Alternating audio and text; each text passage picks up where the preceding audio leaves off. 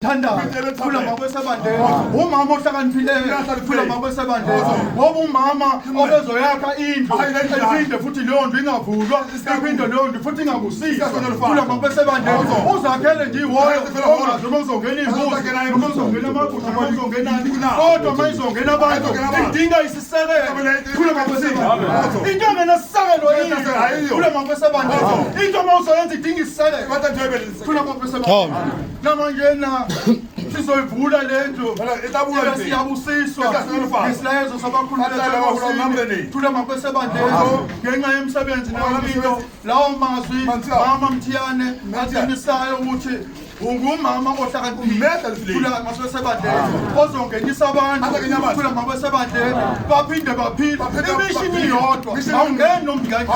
uzongena kuyona uyabuka utshele ungene thula makwesabande ngoba inento enayo into engenalutho iyohlala thula makwesabande namanje sizokwenza lokho ngesilezo abakhulu bethu singathandazana.